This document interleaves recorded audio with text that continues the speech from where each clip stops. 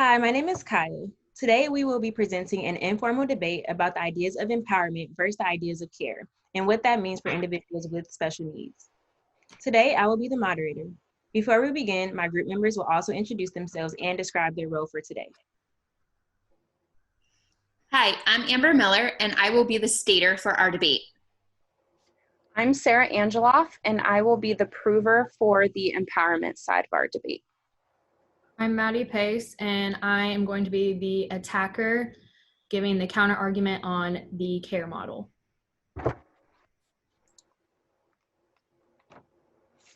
Self-sufficiency is highly valued in our society. To ensure individuals with disabilities are able to become independent, it is vital for them to experience quality transition services.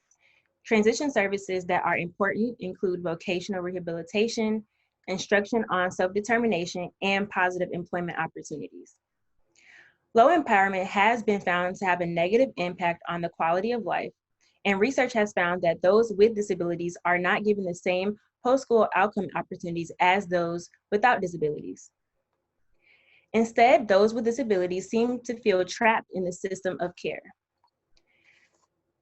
Some of these reasons include negative attitudes due to funding, rehabilitation, and healthcare. However, some service providers feel as though these services are necessary, and without them, there are concerns related to liability and service provision.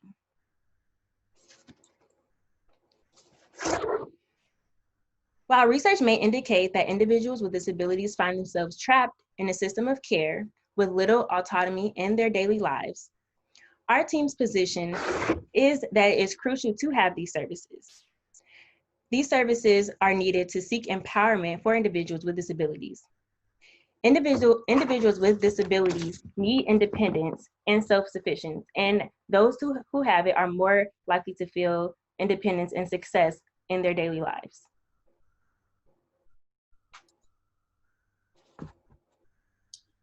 The empowerment model is the side that Sarah will discuss for proving our point. So the main point of the empowerment model is that service providers and stakeholders work with transition age students and adults with disabilities in the need to develop programming to help develop self-sufficiency and independence in individuals with disabilities. This can be completed through appropriate transition services in secondary schools, including interventions that teach self-determination skills, support employment, and vocational rehabilitation. As Amber touched on, self-determination interventions as well as quality transition services in the secondary setting are a crucial part of making the empowerment model successful. Our research has showed that access to quality transition services, participation in the general education curriculum, as well as self-determination interventions in the secondary setting have been some of the highest predictors of positive post-school outcomes for individuals with disability. This includes positive outcomes in regards to achieving employment and community access 1 year post-graduation, according to Sjogren. It also may lead to more stability in student outcomes in the long run. So what is self-determination? So according to Waymeyer, self-determination is acting as the primary causal agent in one's life and making choices and decisions regarding one's quality of life free from undue external influence or interference.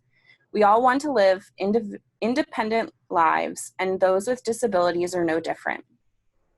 Self-determination interventions began to grow in popularity in the 1990s. Researchers have found that a relationship between self-determination and school-based outcomes, including student involvement in transition planning, access to the general education curriculum, as well as academic skills. One of the most popular self-determination intervention programs available is the Take Charge program. This is an intervention designed to try and improve the transition outcomes of highly at-risk students, including students with disabilities. The program includes coaching of self-determination skills to achieve youth-identified goals, youth participation in mentoring workshops as well. According to research, there has been moderate to large effects found with this post-school intervention, 1 year follow-up for the differences between groups in the self-determination group and the quality of life, as well as utilization of community transition services. Students in this program also had much higher rates of employment as well as carrying out independent living activities. As I mentioned above, transition services in the secondary setting are another key factor of success in the empowerment model. Transition services are defined as experiences, supports, and instruction other than academic courses that will assist the student in achieving his or her post-secondary goals.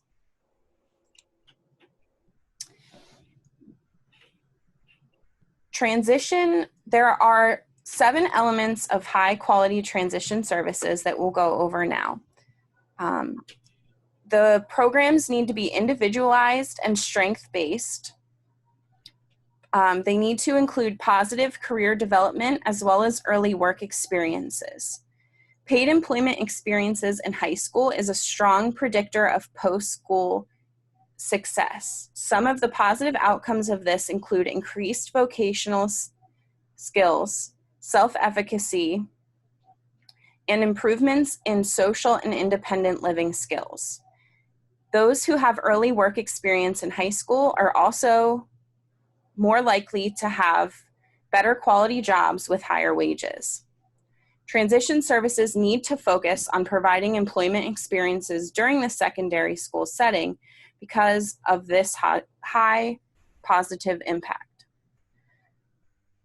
Quality transition services also need to include meaningful collaboration on an interagency level. Family supports and expectations are also crucial. As I mentioned before, another element of transition services needs to be fostering self-determination and independence for those with disabilities. Social and employment-related skills training are also essential. The transition programs also want to begin to look at establishing job-related supports in order to help teach those job-related skills that individuals with disabilities will need when they graduate. We will now present the CARE model, which Maddie will be talking about. This is the counter argument to the empowerment model, and our main point is, while legislation and funding initiatives have a push toward self-sufficiency and independence, individuals with disabilities do not have access to the same post-school outcomes that their peers without disabilities have. Oftentimes, they are trapped in a system of care for several reasons, including barriers in regards to attitudes, funding, rehabilitation, healthcare, as well as concerns from service providers about liability. Our first point on the counter argument is failed transition services. So according to Taylor et al. 2017, parents often describe their son or daughter's movement from school to adult life as falling off the cliff. Others consider transition as a second shock of parenting of children with disabilities. Parents, especially those in rural areas, are not often prepared for the decrease in services after high school, and many students haven't been exposed to enough resources, or there's a lack of resources in their area. This can lead to parents having to become caretakers to their adult children. While research suggests that self-determination interventions in secondary school lead to positive outcomes, research is very limited. Current research is characterized by small samples, making conclusions tentative at best. Many transition programs focus on academic achievement and general education participation, and may exclude some of the other transition domains, including career development and early work experiences. And individuals often lack awareness of their disability, including their own strengths and weaknesses, which are indicators of post-secondary success. Individuals often lack awareness of their disability, which I had mentioned before. According to a study done to determine the effectiveness of secondary transition programs on positive post-school outcomes, transition coordinators noted that many vocational and transition programs historically are developed for specific categories of students. It is also noted within this study that some of the transition programs may significantly be correlated with post-school outcomes because they tend to screen out students with more severe disabilities. They also state that many of these programs are tied into the general education program. This means that students with more severe disabilities with less access to general education settings are not getting exposure to as effective transition services in the school setting, according to Bear et al. In 2003.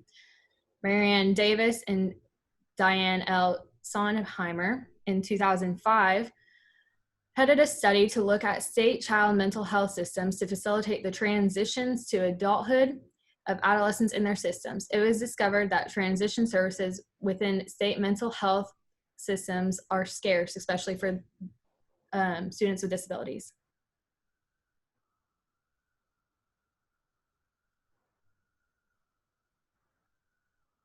Maddie presented many valid arguments in regards to failed transition services. However, it is important that we look to see the value in empowering individuals with disabilities to seek employment and get the support that they need to be empowered members of society. Our second reason for the empowerment model is employment and positive employment outlooks. Schools and service providers do need to do a better job at equipping individuals with disability with the skills, supports, opportunities, and connections needed to find success in the workplace. Working and having employment is an essential part of a majority of the societies and cultures in our day-to-day lives in the world today. Employment provides individuals with disabilities security, a sense of social belonging, self-esteem, purpose, and chances for personal growth. Having employment is especially helpful for individuals with disabilities because they tend to suffer greater social isolation, stigma, and financial burdens when compared to people without disabilities. Finding quality employment provides individuals with disabilities opportunities for security, social belonging, and intimacy, personal esteem, purpose, and personal growth. I want to talk a little bit about the National Longitudinal Transition Survey, which I'll refer to as NLTS. This was a survey done to track students with disabilities post-high school. So what they found was employment has been linked to a wide range of positive outcomes for those with disabilities. As I mentioned before, one of the biggest ones is financial independence and enhanced self-esteem. NLTS also found working for pay outside of the home was an aspect of high school experiences of a majority of individuals with disability, which is a positive. 91% of the adults surveyed reported having some type of employment post-graduation, on average having held about 4 jobs within an 8-year period. You can see from this graphic that we took from the NLTS survey, it shows the perceptions of the working conditions that people with disabilities have. So they surveyed individuals with disability, and these were some of their perceptions of their working conditions. Overall, this shows that they have a positive outlook on their post-school outcomes in regards to employment. You can see in the graph that 73% of them found that their education and training was put to good use. They've reported high rates of getting raises. They felt like they were compensated well and that they were given appropriate responsibilities in the workplace. Our second point for the counter argument is employers' negative outlooks and concerns about liability. So discrimination is a key factor in employers not hiring people with disabilities. Employers often worry that employing a worker with a disability puts them at risk of a lawsuit or a formal discrimination complaint, or perhaps a legal and financial risk should a workplace injury or accident occur. And that is from K et al. 2011. A reliance on stereotypes is a motivation for this due to lack of exposure, causing discomfort for the employers, those already employed, and possible customers. Employers also admit that job performance is another concern. They are worried an employee with disabilities might not work up to their standards or have medical issues causing absenteeism. Also, according to the author, which is Kay et al. In 2015, employers are also concerned with the cost of accommodating workers with disabilities and find it a financial burden, as well as having to make the whole workplace accessible for one employee. These employers also give their workers without disabilities the basic health care plan and do not want to pay an increased premium for an employee with disabilities. So this graphic we have is employers' awareness of young adults with disabilities and receipt of employment accommodations. So as you see, these numbers are fairly low. So young adults employer was aware of his or her disability, so the employer wasn't aware of the employee's disability for a number of reasons. It's 25.8%. Received accommodations, that's a big one, which I had mentioned that employers don't want to pay for the accommodations. Only 7.1% of employees with disabilities received accommodations. Materials and technical adaptations, only 10.3%. Scheduling accommodations, 38.5% of employees with disabilities. Human aids, 41.2%. And assignment, supervision, accommodations, 46.7%. This next graph, it shows the gap between hiring individuals with and without disabilities. And so it is employment status of the civilian non-institutional population by disability status and age in 2018 and 2019, and comparing those 2 years. So for an example, persons with disabilities employed total over the 16 years and older is only 5,776 employees that have disabilities, but a person with no disabilities was employed 149,994.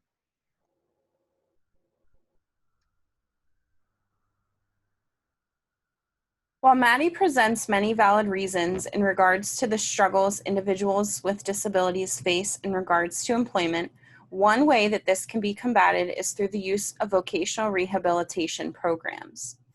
Vocational rehabilitation programs got their start with the Rehabilitation Act of 1973, which had the goal of providing individuals with disabilities job opportunities, as well as aiming to help those with disabilities to become more self-sufficient.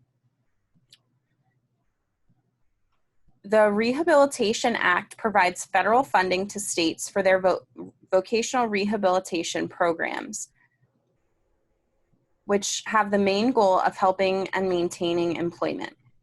Research helps to prove that state and federal vocational rehabilitation programs play a very significant role in helping people with disabilities to reach their employment goals. For individuals with severe disabilities, vocational rehabilitation programs were one of the highest predictions of employment success.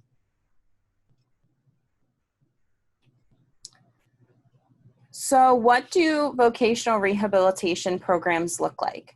So clients in a vocational rehabilitation program typically work with a VR counselor. The counselor will work with them on providing screening and assessments for employment.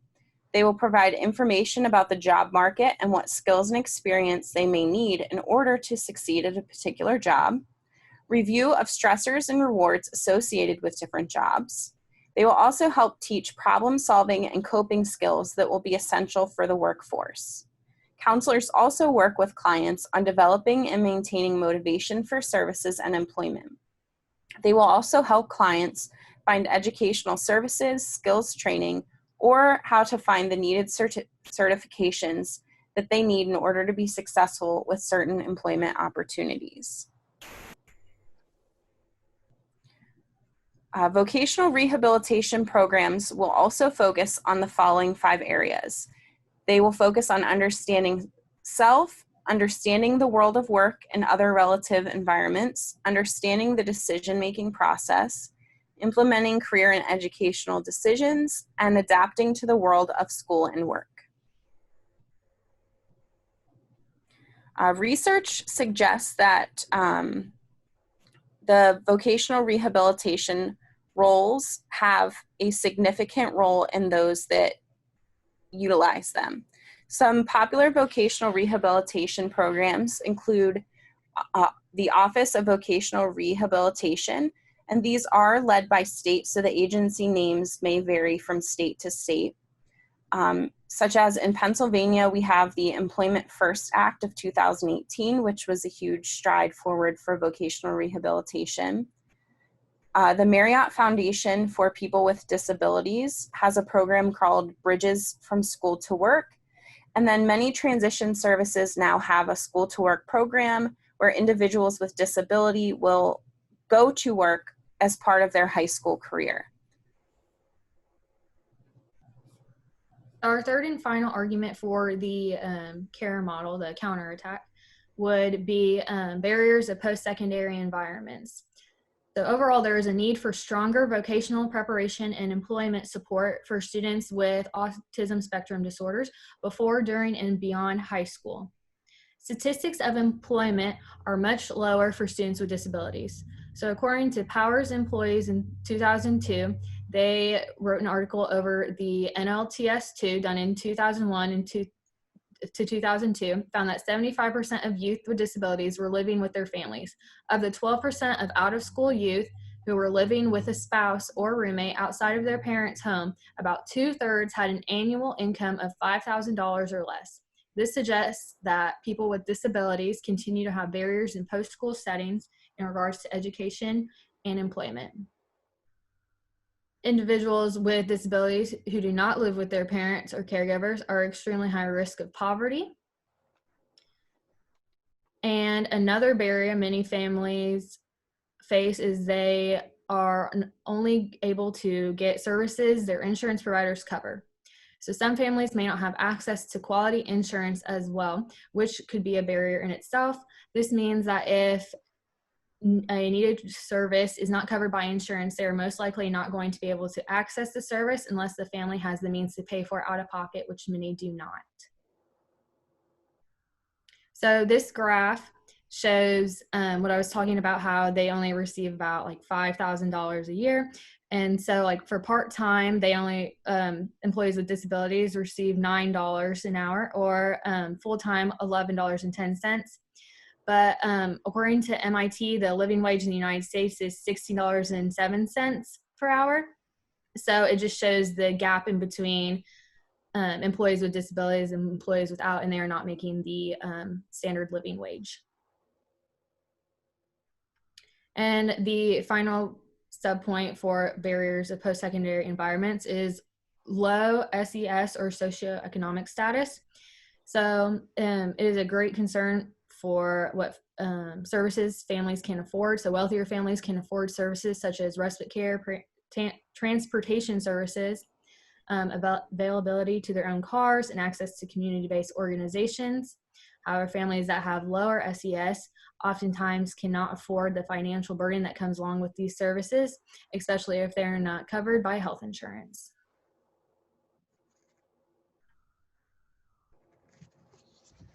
From this presentation, we see that care is important. However, we cannot forget about the importance of pushing for empowerment. Overall, individuals with disabilities do not have the same post-school outcomes as peers without disabilities. This is due to negative attitudes, funding, rehabilitation, healthcare, and liability concerns. To combat or improve attitudes, it is necessary to provide transition-age youth with programs to develop self-sufficiency and independence. This can happen in secondary schools through effective transition programs. These can include interventions on support with employment, vocational rehabilitation, and self-determination skills. Moving toward a model of empowerment will benefit the lives of those with disabilities and allow them to have more autonomy in their lives.